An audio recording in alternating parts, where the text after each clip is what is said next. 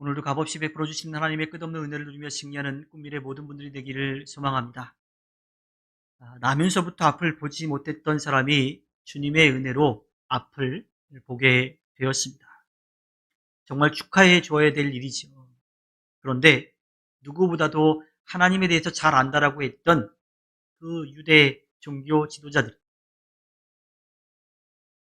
그 일에 대해서 축하해 주지 못했습니다. 또 예수님 곁에서 함께했던 제자들도 하나님의 아름다운 뜻을 깨닫지 못했죠. 그래서 자기들이 정해놓은 그 틀에 맞추어서 저 사람이 앞을 보지 못하게 된 것이 저 사람의 죄인지 아니면 그 부모들의 죄인지 물었던 겁니다. 주님의 은혜로 눈이 밝아져서 앞을 보게 된 사람은요, 주변 사람들에게 주변 사람들을 당황하게 만들었어요. 정말 그 사람이 맞는지 아닌지 궁금해했습니다. 얼굴로 봐서는, 목소리로 들어서는 분명히 그 사람이 맞는데, 그 사람은 앞을 보지 못해서 구걸하며 살았던 사람인데, 그가 이제 앞을 보게 되었기 때문이지요. 그래서 그 사람이 맞는지 아닌지 갑론을박을 하고 있었습니다. 맞다고 생각한 사람은요, 어떻게 눈을 뜨게 되었는지 굉장히 궁금해 했지요. 그래서 어떻게 눈을 뜨게 되었는지 묻습니다. 그런데 그 사람들에게는 와, 잘됐다, 축하한다 라는 이러한 마음으로 정말 좋은 일이다, 잘된 일이다, 어떻게 눈 뜨게 됐어? 하고 묻는 게 아니었다라고 하는 겁니다. 그가 분명히 그의 죄 때문이거나 혹은 부모의 죄 때문에 벌을 받아서 앞을 보지 못했는데 눈을 뜨게 되었으니 이게 어찌된 일인가 하고 궁금해했던 거지요. 결국 그들은 이스라엘의 교사와 지도자로 자처한 바리새파 사람들에게 데리고 갑니다. 그들은 부모 또는 자신의 죄 때문에 나면서부터 앞을 보지 못했다고 한 바리새파 사람들의 평소 가르침, 그것과 모순이 되니까 이게 정말 어떻게 된 건지, 당신들의 가르침이 맞습니까? 아니면 틀렸습니까? 지금 이 상황을 어떻게 우리가 받아들여야 합니까? 어떻게 설명하시겠습니까? 하는 그러한 마음으로 데리고 갔던 거지요. 그래서 오늘 말씀 요한복음 9장 14절에 보면요, 그런데 예수께서 진흙을 개어 그의 눈을 뜨게 하신 날이 안식일이었다라고 말을 합니다. 자, 지금 그가 눈을 어떻게 뜨게 되었느냐? 여기에 관심을 갖고 있는데 요한복음 기자는 거기에 예수께서 진흙을 개어 눈을 뜨게 하신 그날이 안식일이었다고 그렇게 이야기를 하죠. 나면서부터 앞을 보지 못했던 사람이 눈이 밝아져서 앞을 보게 된 것에 대한 설명을 듣고 싶어 했던 사람들의 의도와는 달리 흘러가게 됩니다. 큰 문제가 생겨나게 되죠. 당시 안식일에는 많은 금지 규정들이 있었습니다. 당시에 39개 정도의 안식일 금지법이 있었다라고 하는데, 지금도 유대인들 사이에 이 논쟁거리가 되는 것들이 몇 가지가 있죠. 안식일에 안경을 끼는 게 일을 한 거냐 안 한 거냐. 또 안식일에는 엘리베이터를 누르는 그 자체도 일이기 때문에 안식일에는 이 모든 엘리베이터가 모든 층에 다 쓴다라고 그렇게 하기도 합니다. 그리고 또 안식일법 가운데 이 당시는 아니지만 그 이후에 안약을 눈에 넣는 것, 그 자체도 금지되어 있었다라고 해요. 그러니 진흙을 개는 일은 할 수가 없었던 거죠. 바리새파 사람들에게서부터 어떻게 이런 일이 벌어졌는지 알고 싶어서 왔는데 그날이 안식일이었다라고 하는 것을 분명하게 이야기를 하고 있습니다. 바리새파 사람들에게 나면서부터 앞을 보지 못했던 사람이 눈이 밝아져 보게 된 것은 이제 안중에도 없어졌어요. 그 바리새파 사람들에게는 안식일에 예수가, 또 자기들이 싫어하는 예수가 하지 말아야 될 일을 했다라고 하는 것, 거기에만 집중되어 있었던 거죠. 자신들의 신념과 다른 상황 때문에 궁지에 몰릴 처지에 몰려 있었죠. 왜요? 죄를 지었기 때문에 벌을 받았다고 했는데 그게 나음을 받은 거죠. 그렇다면 자신들이 여태까지 가지고 있던 신념, 가르쳤던 것들, 그것과 모순되는 상황이 벌어지니까 궁지에 올릴 수밖에 없는 상황이었어요. 그런데 그것을 완전히 뒤집을 수 있는 그런 상황이 또 이루어지는 겁니다. 안식일에 그 일이 있었다라고 하는 겁니다. 예수님을 안식일법을 범한 죄인으로 정죄하고 눈뜬 사람을 추궁할 수 있는 발판이 마련이 된 겁니다. 예수님은 이러한 일이 벌어질 것을 이미 알고 계셨어요. 그런데 안식일에 그 일을 행하신 것은 안식일이 어떠한 날인지 또 어떻게 그 안식일을 보내야 하는지에 대해서 분명하게 알려주시기 위한 거라고 하는 거죠. 당시 유대의 종교 지도자들이 안식일법 해석 규정만을 들어서 안식일법 위반만을 가지고 정죄했어요. 일하면 안 된다. 또 그때 일하는 사람들을 죄인 취급했던 거지요. 그것만 집요하게 물고 늘어져서 사람들을 정죄하고 자기들은 의롭다라고 그렇게 판단했던 겁니다. 예수님은 그들의 율법 해석이 얼마나 비인간적이며 또 사람을 위한 안식일법의 입법 취지에서 벗어났는지를 분명하게 말씀해주고 계시는 겁니다. 이어지는 요한복음 9장 15절에 바리새파 사람들은 또다시 그에게 어떻게 보게 되었는지를 물었다. 그는 그분이 내 눈에 진흙을 바르신 다음에 내가 눈을 씻었더니 이렇게 보게 되었습니다 하고 대답하였다. 바리새파 사람들은요, 그가 눈을 어떻게 떴는지 이미 들었어요. 주변 사람들로부터 들었어요. 또 그 사람이 와서 그렇게 증언하는 것도 들었어요. 또 그들이 여태껏 지켜봤던 예수님이라면 그 놀라운 일을 하셨다라고 하는 것을 그는 알 수 있었어요. 그런데 계속해서 묻죠. 왜? 그날이 안식일이었기 때문에. 안식일법을 위반한 것이 맞느냐라고 하는 것을 확실히 하기 위해서 계속해서 물었다라고 하는 겁니다. 그것을 확인하기 위해 묻고 또 물었던 거예요. 자신들이 원하는 대답을 듣기 위해서 압박신문을 했던 거지요. 눈이 밝아져 앞을 보게 된 사람은요, 거짓 없이, 숨김없이 예수님이 그 일을 하셨다라고 하는 것을 분명하게 증언합니다. 자, 그렇게 계속 일이 벌어지자 이 바리새파 사람들 사이에서도 또 의견이 분분해집니다. 요한복음 9장 16절에 바리새파 사람들 가운데 더러는 말하기를 안식일을 지키지 않는 것으로 보아서 그런 하나님에게서 온 사람이 아니오 하였고, 더러는 죄가 있는 사람이 어떻게 그러한 표징을 행할 수 있겠소 하고 말하였다. 그래서 그들 사이에 의견이 갈라졌다. 바리새파 사람들 사이에서도 이 논쟁이 되기 시작하는 거예요. 서로 생각이 다른 상황이 된 거죠. 안식일법을 범했으니까 하나님으로부터 온 사람이 아니다. 저 사람 죄인이다. 이야기하기도 하는데, 아니 어떻게 죄가 있는 사람이 저렇게 놀라운 일을 할 수 있겠느냐. 하나님이 주신 능력이 아니면 저걸 할 수 있겠느냐 하는 그러한 사람들도 있었다라고 하는 거예요. 자, 예수님이 바리새파 사람들을 다 쳐내지 않았다라고 하는 거예요. 그들을 다 배제하지 않았다라고 하는 겁니다.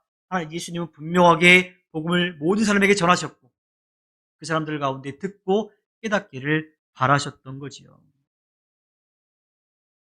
바리새파 사람들은 벌어진 일, 또 그 눈이 밝아져 앞을 보게 된 사람이 증언하는 것을 듣는 그 과정 가운데 그렇게 된 과정이나 혹은 결과냐를 놓고 그들은 논쟁을 했던 겁니다.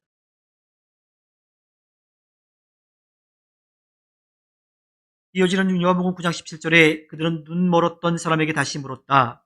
그가 당신의 눈을 뜨게 하였는데 당신은 그를 어떻게 생각하고? 그리고 그가 대답하지요. 그분은 예언자입니다. 자, 의견이 나뉜 바리새파 사람들은요, 눈이 밝아져 앞을 보게 된 사람에게 눈을 뜨게 해준 사람을 어떻게 생각하느냐고 묻습니다. 앞을 보는 눈뿐만 아니라 믿음의 눈도 열린 그 사람은요, 예수님을 예언자라고 증언합니다. 바리새파 사람들은 그 사람의 증언을 듣고 싶은 게 아니라 예수님을 올가맬 수 있는 증거를 찾기 위한 거죠. 그 사람도 예수님이 유대 종교 지도자들과 사이가 안 좋다는 걸 알았어요. 또한 뒤에 나오는 이야기이지만 그 유대 종교 지도자들의 눈밖에 나면 출교되어서 그 땅에서 그 민족들과 함께 살아가기 어렵다는 것도 분명히 알았습니다. 그럼에도 불구하고 그는 육신의 눈만 뜬 것이 아니라 믿음의 눈도 함께 떠져서 예수님을 예언자라고 분명하게 증거합니다. 그의 믿음은 세상의 불편한 그 정도는 넘어설 수 있는 그런 믿음이 되었던 겁니다. 요한복음 9장 18절과 19절에 유대인 사람들은 그가 전에 눈먼 사람이었다가 보게 되었다는 사실을 믿지 않고 마침내 그 부모를 불러다가 물었다. 이 사람이 날 때부터 눈먼 사람이었다는 당신의 아들이요. 그런데 지금은 어떻게 보게 되었소? 예수님을 예언자라고 증언하자 이 유대교 지도자들은 흥분하기 시작했습니다. 마치 마술사들이 이 함께 공연하는 사람과 짜고서 그 마술을 보여주는 것처럼 그렇게 생각을 한 거예요. 원래는 눈이 멀지 않았는데 눈먼 것처럼 행동하다가 예수와 짜고서 눈이 밝아진 것처럼 그렇게 쇼를 하고 있는 게 아닌가 하는 그러한 마음을 가진 거죠. 그래서 그 사람은 계속 이야기를 그렇게 하니까 그의 부모를 불러오라고 이야기를 합니다. 원문에 더 가깝게 보면 이렇게 해석을 할 수가 있어요. 그들이 그 사람의 부모를 큰 소리로 불러올 때까지 그 사람에게 계속 물었다라고 하는 것. 즉, 너 아닌데 그런 척 하는 거 아니냐? 하는 그런 의심으로 계속 압박했다라고 하는 것을 알 수가 있습니다. 그들은 믿지 않았습니다. 아니요, 믿으려고 하는 마음이 전혀 없었던 거죠. 자, 그렇게 부모를 불러왔는데 그 눈이 밝아져 앞을 보게 된 사람의 부모를 통해서 그 사람이 정말 자신들의 아들이고 날 때부터 앞을 보지 못했다라고 하는 그런 이야기를 듣게 됩니다. 하지만 여전히 바리새파 사람들은 마음이 굳게 닫혀 있습니다. 만약에 그렇다면 당신의 아들이라면 나면서부터 앞을 보지 못했다면 지금 어떻게 된 거냐? 이걸 설명해봐라 하고 묻습니다. 그들의 질문은요 순수한 의도가 아니에요. 어떻게 된지 되게 궁금해서 물어보는 게 아닙니다. 자신들의 의도에 말려들어서 자신들에게 유리한 진술을 하려고 하는 압박 신문이었던 거죠. 예수님이 앞을 보게 해주었다는 것을 확인해서 안식일법을 어긴 예수님을 정죄하기 위한 겁니다.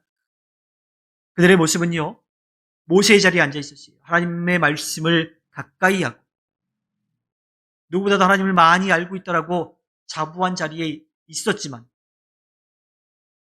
실제로 그들은 하나님을 알지 못했습니다.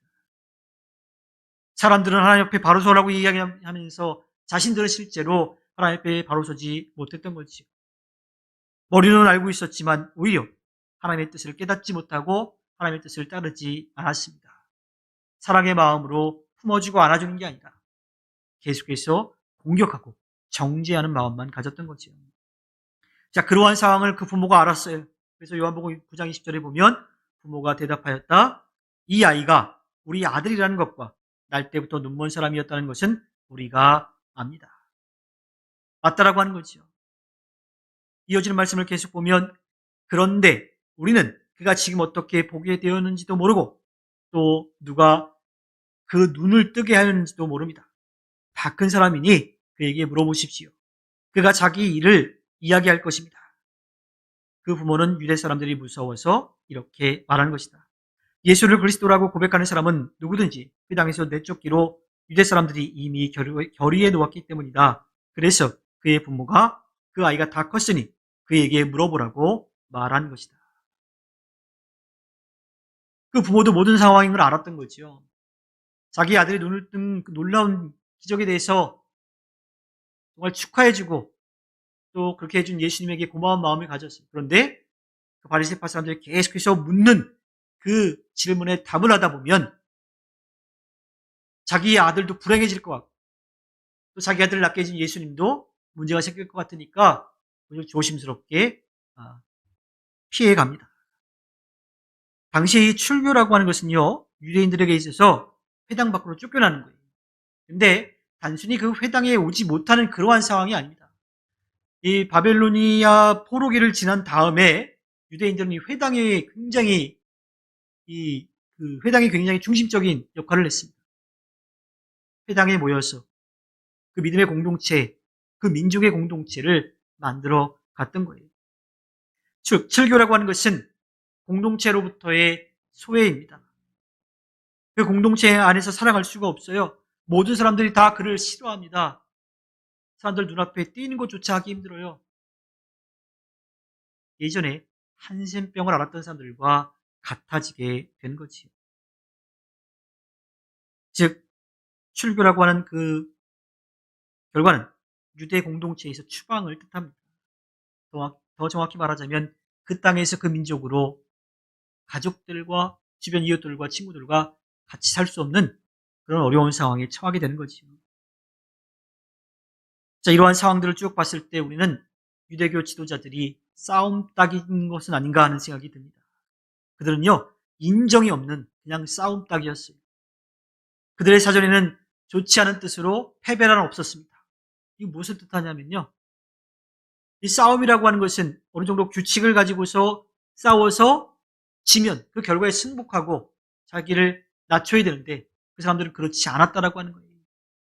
어떻게든 물고 늘어져서 그 사람을 걸어 넘어뜨리고 짓밟고 짓이기도록 다시는 일어서지 못하도록 그렇게 만드는 인정사정 없는 싸움 딱이었다라고 하는 겁니다.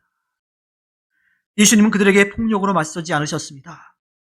그들에게 평화로 다가가셨죠.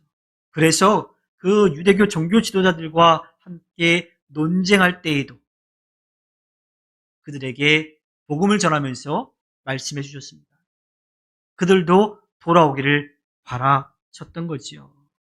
물론 성전을 정화하시는 그런 모습이 좀 과격하게 좀 보여지기도 하지만 그때도 마찬가지 좀 강하게 표현하시고 행동하시긴 했지만 하나님의 집이 예비하는 것,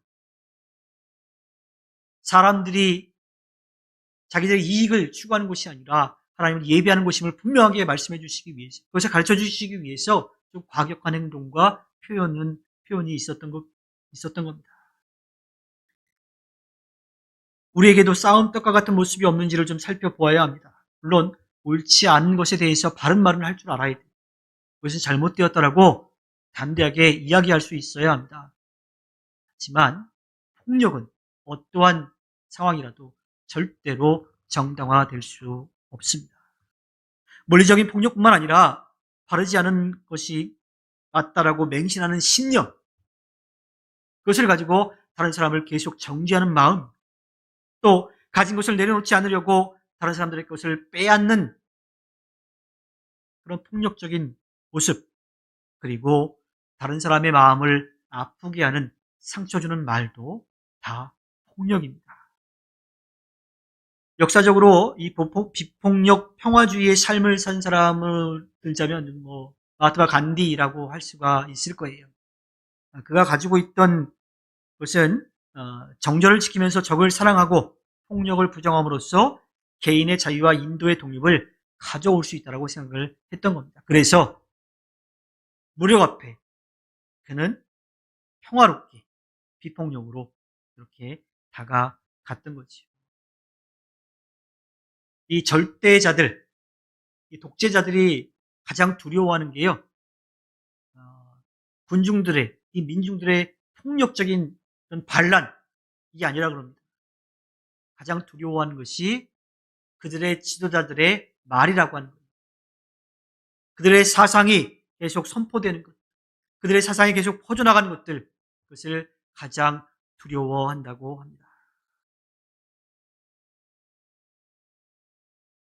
예수님의 말씀이 유대교 지도자들에게 가장 두려운 일이었습니다. 왜? 그 말씀마다 다 맞는 말이었거든요. 사실 자기들이 알고 있는 하나님의 말씀을 그들에게 제대로 풀어서 해주셨거든요. 예수님도 그들과 논쟁할 때 계속 와서 묻잖아요. 당신이 가지고 있는 거 잘못됐다. 또 혹은 우리가 그런 것들 잘 지키고 있으니까 우리가 하나님 앞에 제대로 서 있는 거 아니냐 하고 인정받고 싶은데 예수님은 그들에게 하나님의 말씀을 통해서 말씀에 써 있는 대로 그렇게 살라고 말씀하시잖아요. 그러니까 예수님의 말씀에 틀린 게 없어요. 그러니 예수님의 그 말씀을 더 두려워했던 겁니다. 그래서 그들은 싸움닭처럼 온갖 수단과 방법을 가리지 않고 예수님을 잡아 죽이려 했던 거죠. 그들에게는 자비란 없었습니다. 자기들이 가진 것이 옳고 폭력으로라도 자신의 것들을 지키려고 하는 싸움딱 뿐이었습니다. 이러한 사람들에게 예수님은 끝까지 하나님의 말씀으로, 진리로, 또 사랑으로 다가가셨습니다. 그리고 그들도 깨닫고 돌아오기를 바라셨지요. 우리는 싸움떡과 같은 마음이 아니라 사랑으로, 사랑의 마음으로 우리의 이웃을 대해야 합니다.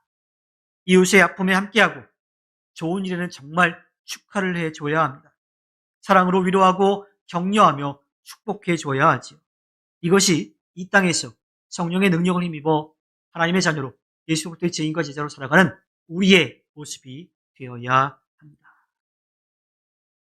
사랑의 마음으로 위로, 격려, 축하를 하면서 또 기쁜 마음으로 그들을 사랑하고 섬기면서 이 땅 가운데 하나님의 뜻을 펼쳐가 하나님 앞에 기쁨을 드리는 국민의 모든 분들이 되기를 주님의 이름으로 부탁드립니다.